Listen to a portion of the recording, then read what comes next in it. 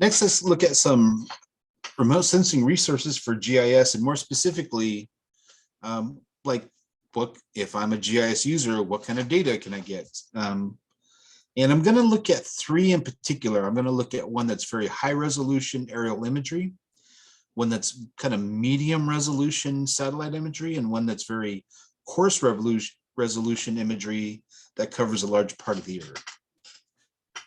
So when it comes to imagery, oftentimes in GIS, what you're going to use remote sensing for is background imagery.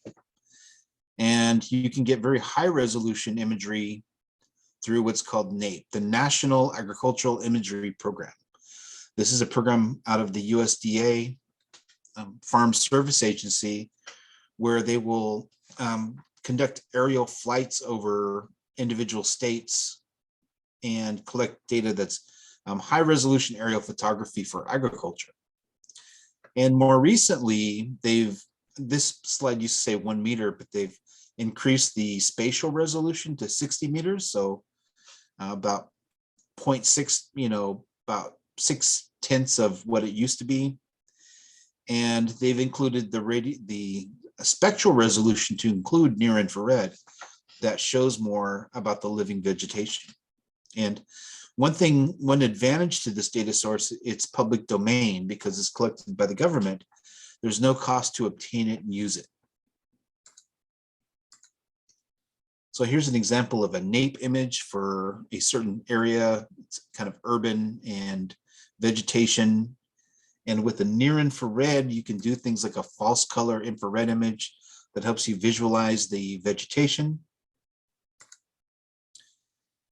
And you can use it as a background. So when you use the imagery background in ArcGIS, much of that is NAIP data. But there's also, you can get it as a specific layer that you can include. And there's other places that you can go to download the data if you wanted to actually get the actual data and do some type of analysis with it. Okay, going to medium resolution, we have Landsat, and there's a brand new Landsat satellite that just launched and started collecting data very recently. We're going now from 1 meter resolution, thereabouts, to 30 meter resolution. So less detailed, but it covers a larger area. And this is public domain, no cost. It's relatively high spectral resolution, however. Rather than just one near infrared band like with the NAIP, it has near infrared.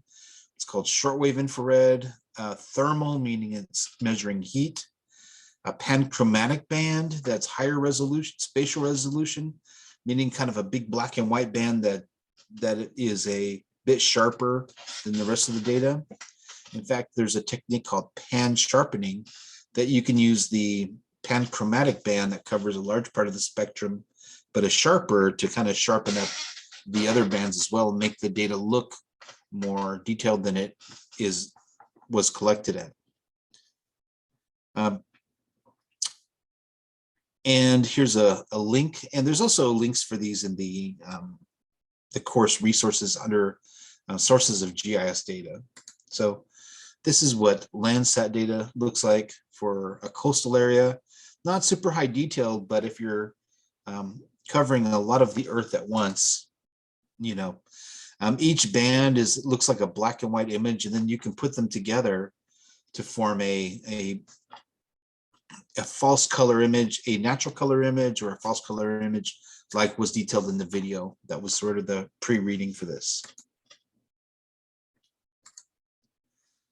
Okay, lower resolution, 250 to 500 meters. So we're going from 1 meter to 30 meters to about 250 meters is what's called MODIS, or the Moderate Resolution Imaging Spectroradiometer. It's a mouthful. It has 250 meters resolution in the red and near infrared bands. Earlier, we talked about how those are used to do what's called NDVI measurements. And then it collects other bands of information, but at lower resolution. The advantages, though, is that it covers a huge amount of area. So one MODIS image, so with the NAIP aerial photography, would be just a little speck here of what one image would cover, whereas one MODIS image covers a huge swath, almost all of California and much of the Southwest. Also, high temporal resolution. It covers the whole Earth every 1 to 2 days, and it takes about 8 days to be at nadir, meaning right over a place, for over any given area. So you can have images that are just 8 days apart for just about any place on the Earth. And it's public domain and no cost, relatively high spectral resolution, meaning the bands that it collects, very high temporal resolution. The trade-off is, though, low spatial resolution.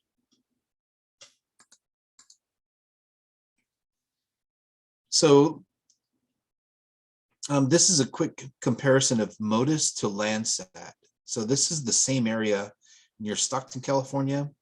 This is Landsat down here, and you can see this MODIS up here is much more pixelated because it's really meant for a different scale of use. It's really meant for looking at, large swaths of the Earth at one time. So you sacrifice pixel resolution for temporal resolution and spatial coverage. So not really good for urban planning for Stockton, but if you were looking at, say, climate and vegetation indices for all of California at once, it does a pretty good job. So here, if we're looking at all of California, this is that normalized difference vegetation index for California, where it's darker green, you see it's more vegetation, where it's more brown or tan, it's less vegetation. And you can kind of see how that correlates to precipitation. So here in the southern and western part of the San Joaquin Valley, it's very dry in terms of rainfall, and it also has less vegetation in many places. And this is here's a closer view of the San Joaquin Valley. And this is from some work with some species habitat modeling, where we found that there were certain endangered species that were in the drier parts of the valley, and that correlated with lower amounts of vegetation, unless it was irrigated and had orchards or whatever. But where it was natural lands, these areas in brown were the higher suitability habitat for the San Joaquin kit fox. So just a head-to-head comparison, we have NAPE, the high resolution aerial photography, the medium Landsat, and the low resolution MODIS. The spectral resolution is low-ish for NAPE. It might have an infrared band, but that's it. High-ish for Landsat. It collects at a number of bands, and much higher for MODIS. Very low temporal resolution for NAPE. It's only maybe every few years you'll get a repeat. Fairly high for Landsat. I forget the turnaround time, but maybe like every few weeks. And then it's down to days for MODIS. So very high turnaround time, very high temporal resolution. Spatial coverage, how much area is covered? Very low for NAPE. It's just going to be a very small area. Medium for Landsat, and very high, very huge area for MODIS.